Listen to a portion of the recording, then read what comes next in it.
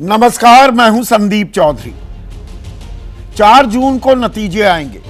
लोकसभा चुनाव के सबसे बड़े मेले, सबसे बड़े जश्न के, सबसे बड़े राजनीतिक इम्तिहान के। तीसरी बार मोदी सरकार या विपक्ष की लगेगी नैया पार, यह सबके जहन में सवाल लगातार कौंध रहा है।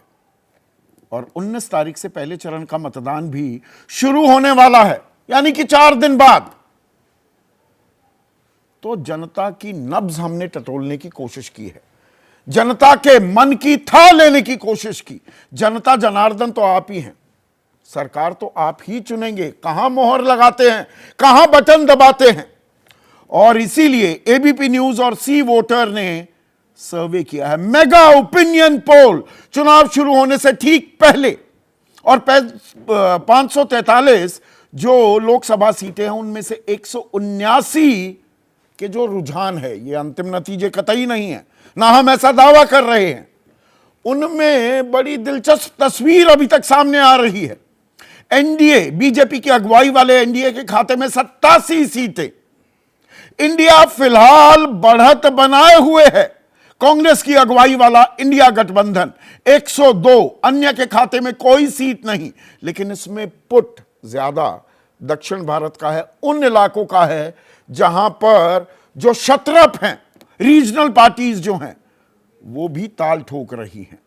दक्षिण की मैंने बात की, जैसे तमिलनाडु है, या पूर्वी भारत, वहां पर पश्चिम बंगाल में दीदी का डंका क्या अभी भी बज रहा है, उनकी बानगी दिख रही है इन आंकड़ों में। अभी हिंदी पट्टी की भी बात करेंगे।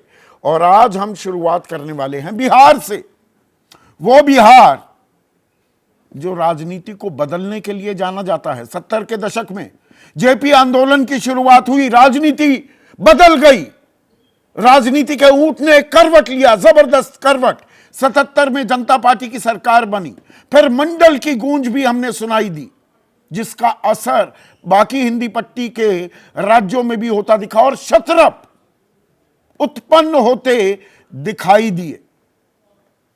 इस बार बिहार के मन में क्या है? और बिहार इसलिए भी महत्वपूर्ण हो जाता है क्योंकि इंडिया, जिस गठबंधन की हम बात कर रहे हैं, उसके रचयिता दरअसल नीतीश कुमार थे। खड़ा किया वो सुपर स्ट्रक्चर, लेकिन खुद निकल लिए और फिर एनडीए के कुनबे में जाकर शामिल हो गए, घर वापसी कर ली। 2019 के चुनाव में 40 जो सीटें हैं लोकसभा की, बिहार की 39 पर एनडीए का डंका बजा था। 17 की 17 बीजेपी जीत गई, 17 में से 16 जेडीयू जीती और 5 सीटें जीतने में कामयाब हो गई थी, बल्कि मैं कहूं 6 एलजेपी, तब तक 2 फाड़ नहीं हुई थी। कुल 1 सीट गई थी कांग्रेस के खाते में। तो इस बार की तस्वीर क्या कहती है? बिहार में बहार है। बहार किसकी है, यह बताएंगी मेरी सहयोगी शिरीन। शिरीन,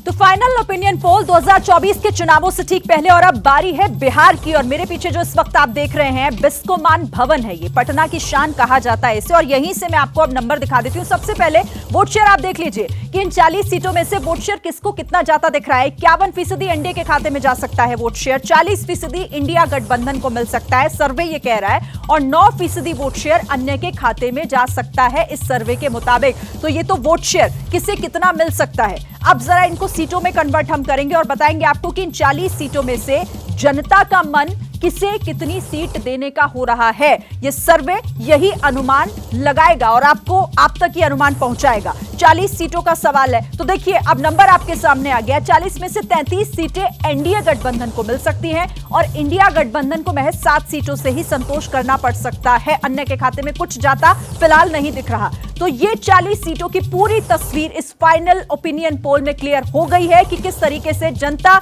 अभी ताजा सर्वे है ये, 40 में से 33 सीटें एनडीए गठबंधन को, और एनडीए गठबंधन इसी के साथ एक बड़ी जीत बिहार में दर्ज कर सकता है। संदीप जी, तो बिहार की ये तस्वीर किसकी धड़कनें बढ़ाएगा, किसकी बाँछें खिलेंगी शरीर के जिस भी हिस्से में हो।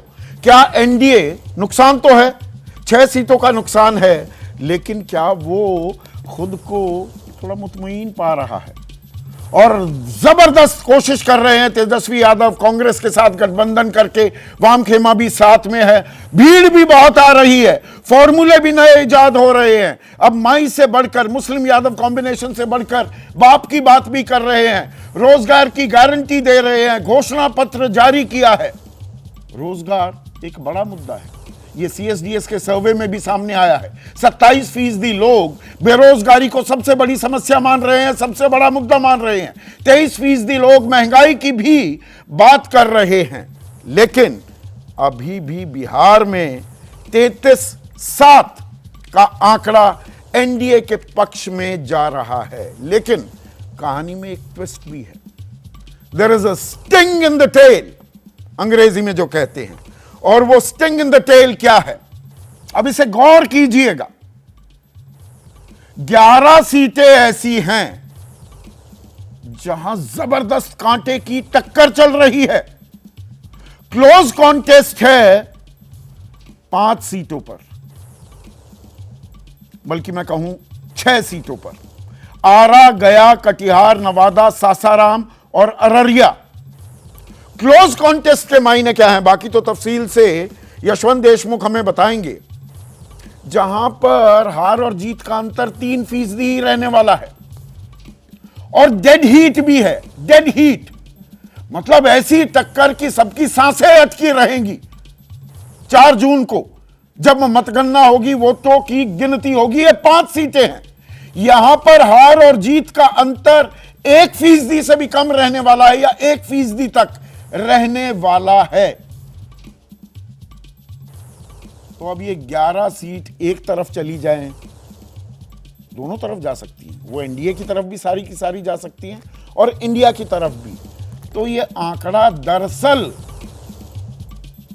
26-14 का भी हो सकता है, और ये आंकड़ा 37-3 का भी हो सकता है एनडीए के पक्ष में।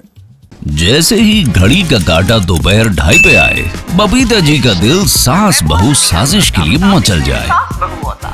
और ये है इनकी बहू, पूरे दिन ऑफिस की टेंशन हो जाए गॉन जब ये करें अपना फेवरेट शो फ्री टाइम पे ऑन। इनकी तरह आप भी देखिए अपना फेवरेट शो अपने टाइम पर और डाउनलोड कीजिए एबीपी लाइव ऐप अपने स्मार्ट टीवी पर।